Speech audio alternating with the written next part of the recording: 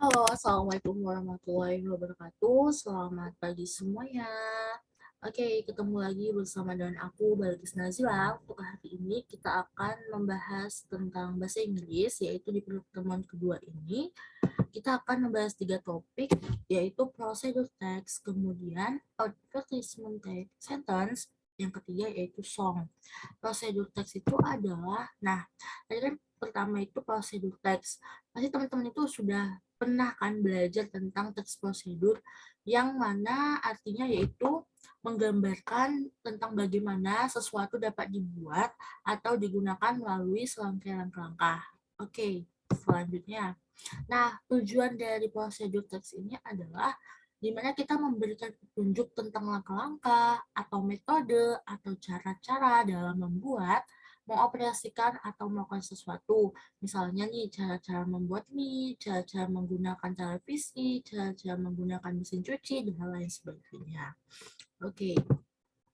Nah, untuk general structure atau struktur secara umum dari prosedur teks itu apa? Yang ada 3 struktur, di mana yang pertama yaitu goals atau aim, yang artinya tujuan.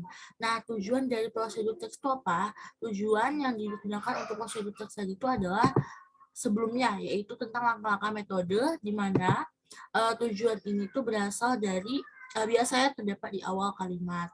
Nah, yang kedua yaitu materials atau ingredients atau tools. Nah, maksudnya adalah kita mencantumkan tentang bahan-bahan apa yang bakal kita gunakan atau alat-alatnya atau perlengkapan yang bakal kita butuhi selama melakukan suatu kegiatan tersebut. Nah, biasanya dalam prosedur teks, materials ini tuh bersifat opsional atau yang dimaksud dengan ini adalah tidak selalu ada. Oke, nah yang ketiga itu steps atau langkah-langkah, di mana steps dan langkah-langkah itu adalah serangkaian yang berkaitan dengan langkah-langkah dalam pembuatan suatu bahan tersebut. Nah, biasanya ini harus dicantumkan di dalam prosedur teks. Oke, selanjutnya yaitu language feature of procedure text atau tata bahasa yang harus digunakan selama prosedur teks atau teks prosedur. Yang pertama yaitu menggunakan kalimat imperatif. Kalimat imperatif itu adalah kalimat yang berisi ajakan, yang kalimatnya bersifat perintah atau ajakan. Yang pertama itu put atau tag atau lain sebagainya. Yang kedua adalah using simple present tense. Nah, maksudnya adalah using simple present tense itu menggunakan verb one, using action verbs atau kalimat yang menunjukkan suatu kegiatan yang menunjukkan seseorang tersebut itu melakukan suatu hal. Yang keempat yaitu cognitive of sequence, yaitu tanda-tanda yang digunakan untuk menghubungkan antara satu yang lainnya. Yang kelima yaitu using adverbial atau sequence atau temporal conjunction. Nah, misalnya itu kayak menggunakan first atau second atau lain sebagainya. Yang terakhir itu using adverbial. Oke, masuk ke macam-macam dari prosedur teks. Di sini ada 7 macam-macam. Kita bahas satu-satu. Yang pertama yaitu manual. Nah, manual itu adalah uh, salah satu jenis dari teks prosedur ini yang menjelaskan tentang menggunakan sesuatu benda, misalnya mesin cuci, kayaknya how to use a blender, atau bagaimana cara menggunakan blender, how to use washing machine, atau bagaimana cara menggunakan mesin cuci. Atau yang terakhir, how to operate a computer, atau yang artinya bagaimana cara mengoperasikan dari komputer tersebut. Oke, yang kedua yaitu receipt, atau maksudnya receipt itu adalah salah satu jenis dari prosedur teks yang menjelaskan tentang cara cara memasak. Misalnya, how to make orange juice, artinya bagaimana cara membuat jus jeruk. Yang kedua, bagaimana cara memasak cara memasak nasi goreng. Yang terakhir yaitu bagaimana cara membuat nasi goreng, cara membuat mie goreng.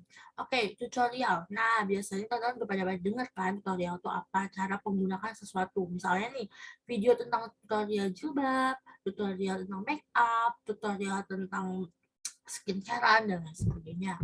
Oke, yang keempat yaitu life hack atau tentang uh, cara tentang misalnya kita mau menggunakan sesuatu benda. Nah, ini namanya life hack.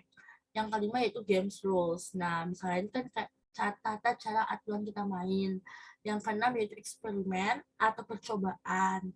Yang ketujuh yaitu tentang cara untuk kebiasaan dari orang. Misalnya nih, gimana cara kita mau sukses, bagaimana cara kita manajemen waktu, bagaimana cara hidup secara bahagia.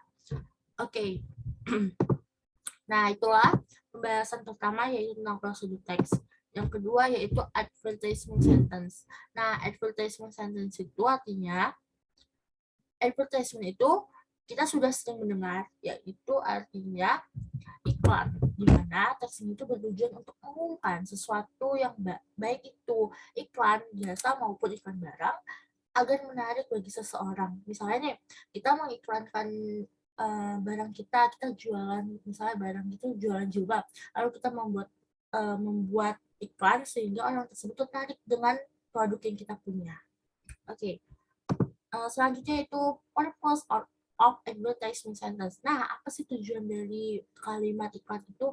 Nah, tujuannya adalah baik lagi tadi untuk mempromosikan produk kita, baik itu jasa maupun barang, agar orang tersebut tuh agar orang tersebut itu membeli produk kita. Atau misalnya nih, kita tuh biasanya kita zaman sekarang itu selalu membuat iklan itu menggunakan misalnya Canva atau kita membuat teks yang baliho atau di banner gitu. Oke, selanjutnya yaitu ada dua language feature of advertisement sentence. Nah, language feature itu tadi balik lagi ke artinya tata bahasa.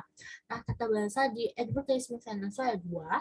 Yang pertama itu persuasif, yang kedua adalah imperatif dan bersifat informatif.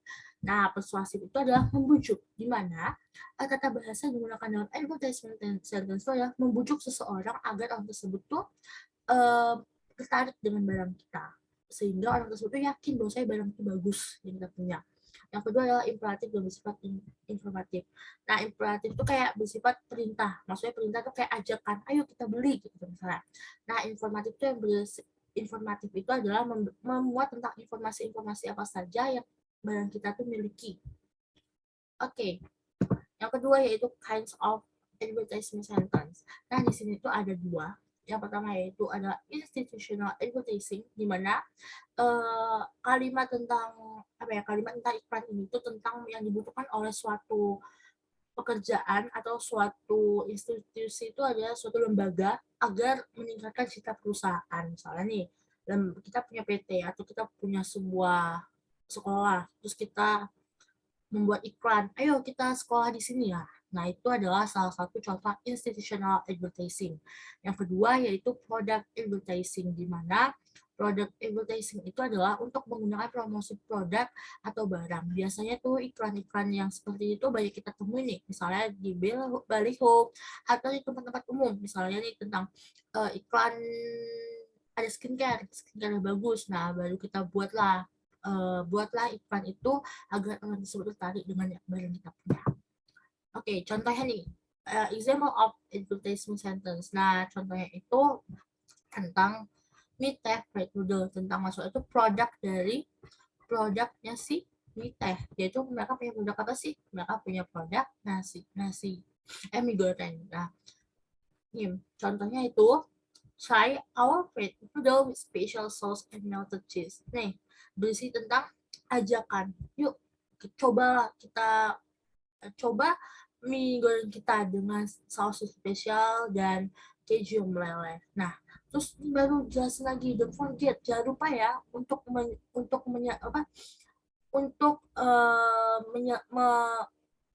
untuk datang ke sini dengan menikmati mie goreng yang telah kita buat dengan masing-masing itu 12.000. Nah, baru dicantumkanlah tersedia di mana? Tersedia di restorannya dari Jalan Bunga. Baru jangan lupa cantumkan untuk kontak personnya. Oke.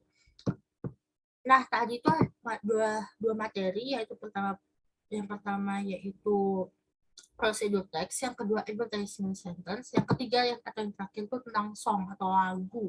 Nah, biasanya teman pada sering nyanyi kan. Nah, biasanya kalau lagu itu adalah kita bagaimana cara mengekspresikan sesuatu, baik itu yang baik maupun yang buruk. Kita misalnya nih bahagia terus kita nyanyi, atau kita mau membuat lagu karena kita tuh merasakan kebahagiaan, atau kita lagi sedih kita langsung kita buat lagu. Nah, itu adalah cara mengekspresikan sesuatu melalui lagu. Nah, biasanya lagu itu memiliki oral value atau amanat atau pesan yang bakal disampaikan oleh penulis tersebut. Oke. Nah, lagu juga memiliki structure atau struktur. Di sini ada 6. Aku bahasnya tuh singkat-singkat aja karena mungkin teman-teman udah pada tahu ya. Ada 6. Yang pertama intro atau pembukaan. Nah, biasanya intro itu belum berupa lirik, tapi hanya berupa instrumennya saja. Nah, intro sendiri itu terdapat di awal lagu dan biasanya itu memang belum terdengar suara yang penyanyi. Yang kedua itu verse atau bait, di mana bait itu adalah bagian pengantar menuju ke chorus. Nah, chorus itu ada di bagian keempat. Oke, sebelum bagian keempat kita bagian ketiga dulu, yaitu refrain. Nah, refrain itu artinya peralihan dari verse ke chorus. Yang keempat, nah ini dia, chorus atau bagian inti. Biasanya teman-teman udah nyanyikan. Bagian yang paling mudah diingat pasti namanya chorus. Oke. Yang kelima yaitu bridge atau penghubung chorus ke coda. Bagi penghubung chorus ke chorus selanjutnya ataupun coda. Nah, maksudnya itu chorus itu nggak ada yang satu, tapi chorus itu mungkin chorus 1, chorus 2. Nah, mungkin kita penghubung chorus 1 ke chorus 2 namanya bridge, atau penghubung chorus atau coda. Nah, coda itu artinya ini kita itu penutup lagu. Oke, jadi di sini ada 6 struktur. Yang pertama intro, yang kedua verse, yang ketiga refrain, yang keempat chorus, yang kelima bridge, yang keenam coda. Nah, dari 3 materi tersebut, mungkin teman-teman sudah sering mendengar atau melihat tentang teks prosedur, tentang iklan, atau tentang lagu. Tapi mungkin teman-teman tuh mungkin kayak nggak tahu deh gimana cara membuatnya. Nah, dari sini kita sudah memahami kan bagaimana tentang cara membuat dari protes prosedur atau iklan atau lagu. Oke, sekian dulu pembelajaran untuk pertemuan kedua kali ini. Semoga ilmunya merasa ke teman-teman, dan apabila ada yang mau tanyakan bisa langsung WA ke kakak ataupun bertanya di grup ya. Oke, assalamualaikum warahmatullahi wabarakatuh.